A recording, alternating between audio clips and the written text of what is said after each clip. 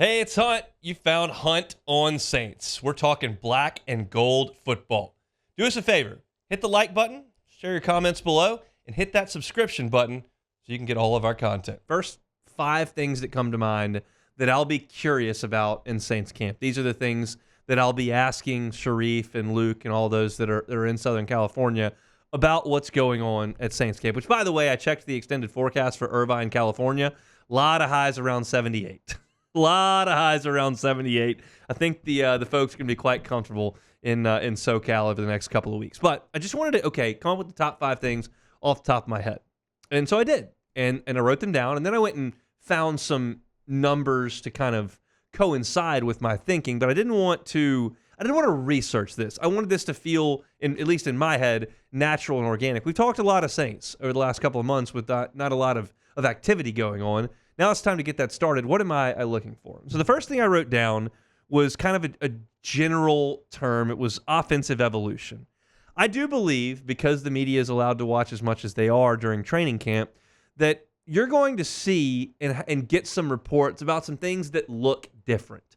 There are so many people, reporters, television, writing, radio, podcasts. There are so many people that have been on this beat for a long time that have seen a lot of the same thing. Yes, it was Breeze for the beginning of time, and then it was Jameis Winston and Andy Dalton and Derek Carr, and that iteration has changed, but it's kind of looked the same.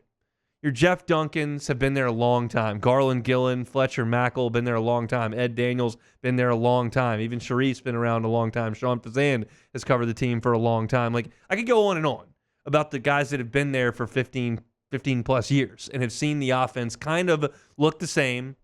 Peyton begat Carmichael, the whole deal. This should look different. What looks different?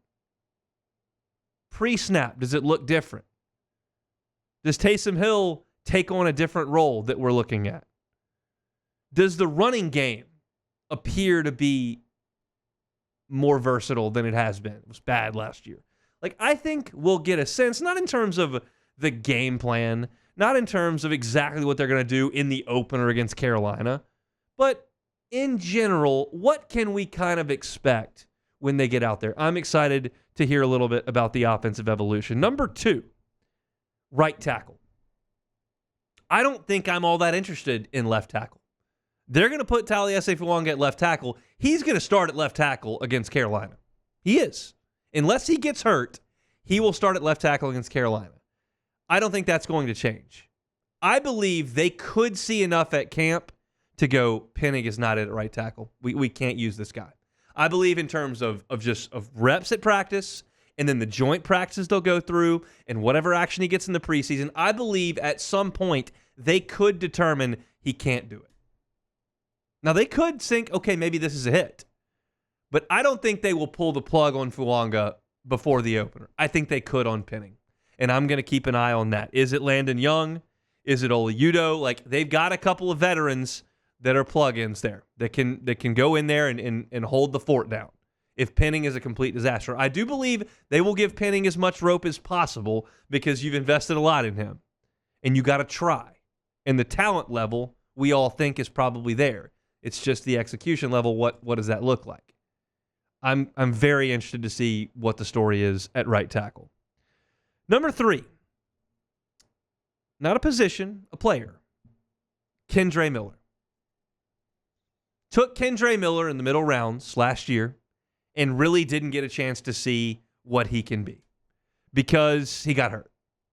And all of a sudden you look up, and in 2023, he carried the ball 41 times. Only in 2 games did he have a substantial workload, including the last one against Atlanta. He carried the ball for 156 yards, which is under 4 a carry. 1 touchdown. He made 10 catches. He didn't really do anything. But what do we know about the running back position right now? We know Alvin Kamara ain't happy. And we know he wants more financial security. To me, I don't think he's going to hold out very much because you're going to lose a bunch of money for doing that.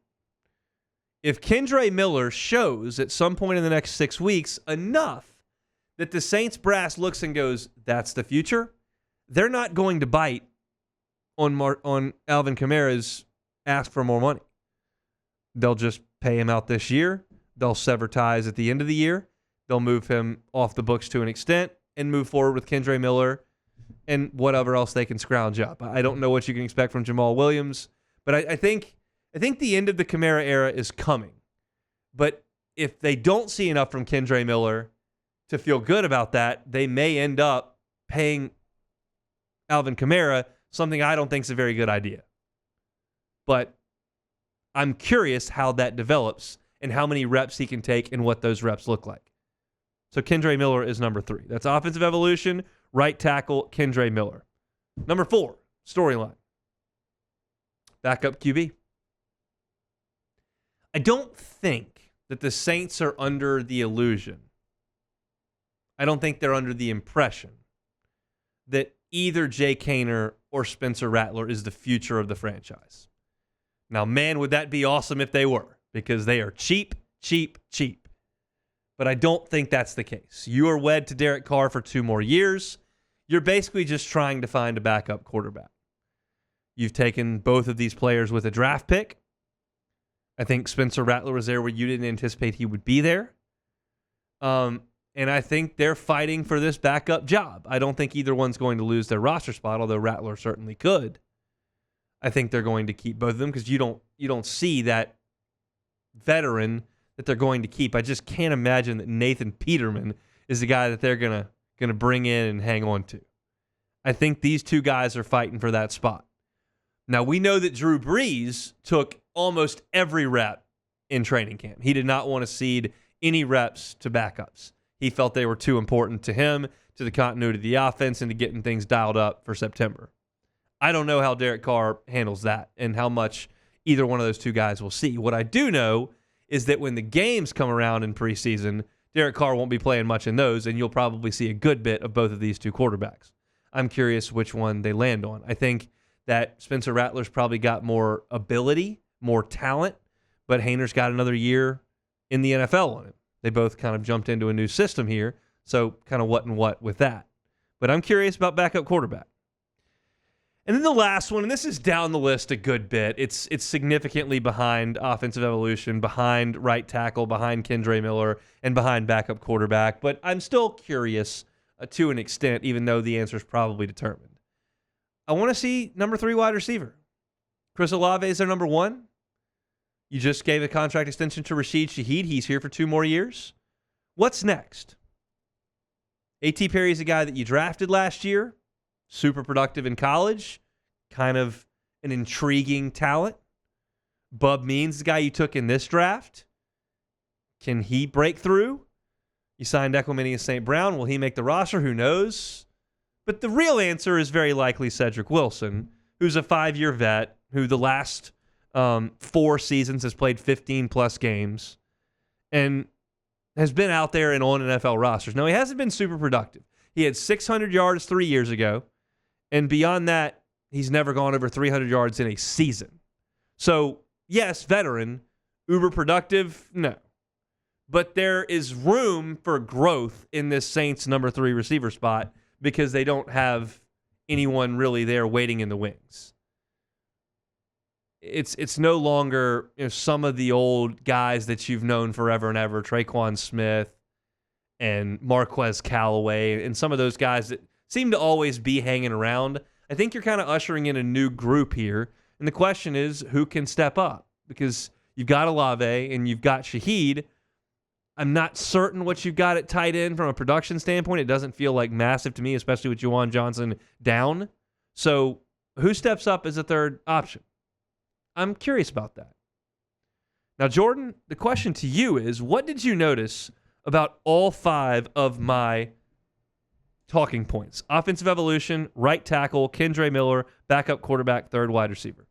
I mean, it's all offense. It's all offense. It's all offense. And that was the point. That's how I came into this. This is just what I wrote down. I didn't try to go around. It's just kind of, this is what I think. And I realized after I'd written 5 down, I went, I didn't write one single question about the defense. I mean, well, when you're dealing with Dennis Allen, that's kind of like, if he's not going to be a good coach, at least the defense is going to be solid. Yeah. So that's why you have no questions about it, because, I mean, since he's been in charge, the defense has been, top 10 every time? Usually. Yeah, so that's what we know what we should It better expect. be what Yeah. you know. If it's not, If we're in that trouble. slips, Yeah. it's big trouble. And Big that's trouble. kind of the point. And it's a lot of the same faces, and they're all a year older, and we'll kind of see how that works out. And we'll certainly talk defense, but I was just it struck me after I wrote them all down. I went, that's all on the offense, and that's maybe that is the great hope that you can have here in July, that maybe the offense can be transformative and be something that we're not anticipating because everything breaks right. And then you've got a team that's really worth watching in November. Thanks for watching Hunt on Saints. Before you leave, help us out a little bit. Hit that like button, leave your comments in the section below, and hit that subscribe button so you get all our content right here from Hunt on Saints. We'll see you next time.